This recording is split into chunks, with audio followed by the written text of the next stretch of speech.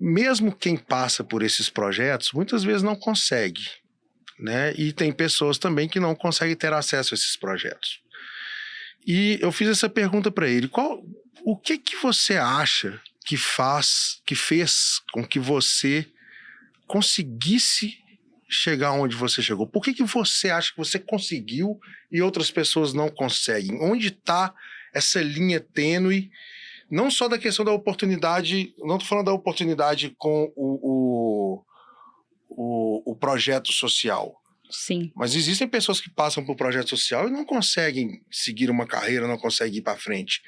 E existem outras que conseguem. O que tinha dentro de você, o que aconteceu que você entende que fez essa diferença para você? Eu acredito muito que quando você acredita em algo, tudo acontece.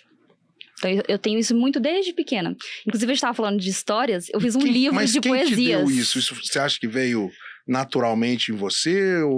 Ou é alguma coisa da sua criação? Alguma coisa que você viu? Vem muito da minha criação. Eu pude aprender muito isso com os meus pais. Os meus pais, eles têm uma trajetória de superação gigantesca. E que eu tenho muito orgulho e muita inspiração. Então, eu vendo a história dos meus pais, eu vejo que, independente da sua situação, se você acredita e você se compromete, você vai chegar onde você deseja. Essa questão do comprometimento, né? Do comprometimento. E isso é engraçado porque, assim, a gente trata muito essa questão dentro da Hope, porque a pessoa, e se eu te falar alguma coisa errada, você pode me corrigir, porque Claro. Você tem um lugar de fala aqui que eu não tenho. Mas a impressão que me dá, quando a gente está trabalhando os meninos com a Hope, é que a cultura, né, de quem está nessa situação é uma cultura imediatista. É difícil eles pensarem a longo prazo. A gente está acostumado ao que? Você vai entrar numa escola, depois você vai para a sua faculdade, depois para você ter uma carreira lá na frente. Eles não têm essa visão de futuro. Por quê? Porque a família está acostumada ao quê? Eu vou ali, trabalho, ganho meu dinheiro, gasto tudo para conseguir comer. Não tem e espero o dinheiro do mês que vem. Então, assim, esse planejamento não é uma coisa que faz muito parte da cultura. É inclusive um tema que a gente tem desenvolvido bastante com os meninos. Agora, para mim, isso é o quê? É uma violência tão grande, porque você tirar o sonho de uma pessoa desde novo, que é essa capacidade de querer se comprometer a conseguir conquistar algo que ele quer, que ele sonha, na verdade, eles nem imaginam que eles podem ser aquilo. Sim. Em alguns casos, como o seu, você pôde imaginar, você pôde vislumbrar isso, né? E engraçado, geralmente quando eu converso com as pessoas, sempre vem a mesma resposta. Foi a minha família que conseguiu me trazer esse tipo de cultura. A família é isso mesmo. É a base de tudo, né? E muito conectado a isso, além de eu acreditar muito nos meus sonhos e me comprometer, eu desde pequena eu fui muito planejadora. Eu sempre me planejei muito. Então, quando eu tive que eu entrei como menor aprendiz, assim como eu entrei como menor aprendiz, eu já tracei ali meus objetivos. Porque é muito importante você ter os objetivos. Porque se você não sabe aonde vai, qualquer lugar serve, né? Então, você tem que ter esses objetivos e perseguir ele para chegar aonde você deseja. Então, mesmo eu ali, ainda assim, como menor aprendiz numa escola pública, tendo Você já pensava desse jeito? Eu já pensava, eu falava assim, bom, eu vou me formar dentro de 2 anos. Já quero prestar vestibular. Opa, peraí, eu não tenho condições financeiras de pagar vestibular. Aí eu pensava assim, uma escola, uma universidade pública, eu teria que ter uma estrutura maior de estudos. Então, eu vou pensar de como que eu vou conseguir alcançar a universidade. Então, eu pensei em mais uma vez, procurar iniciativas que ajudam na universidade. E aí, eu encontrei a fundação... esqueci o nome dela.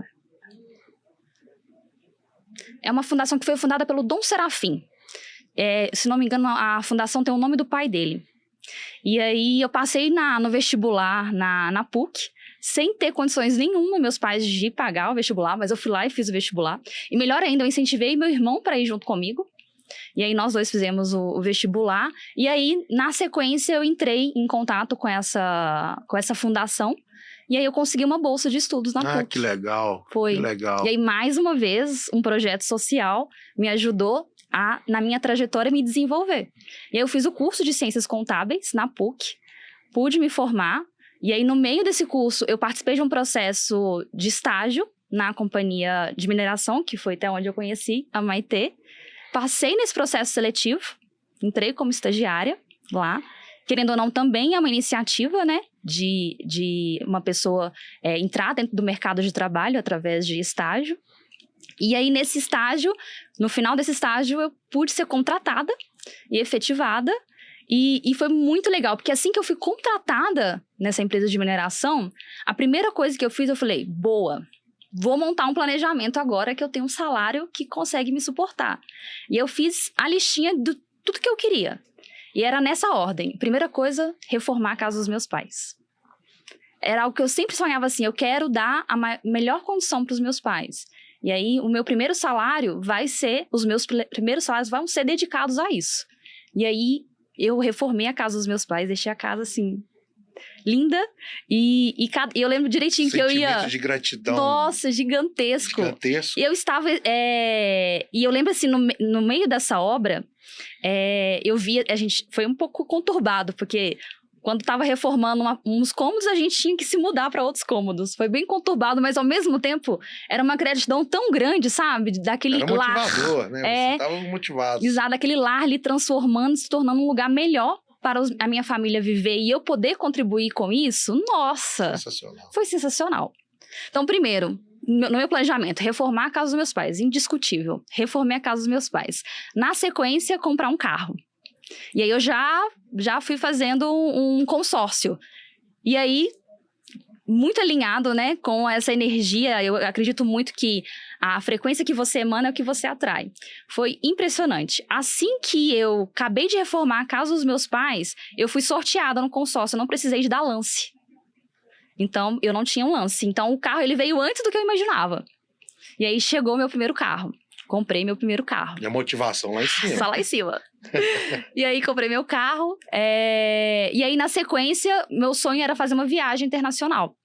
Conhecer a Europa. A Europa foi algo que sempre, assim, me vislumbrou muito em questão de histórias. Principalmente por isso.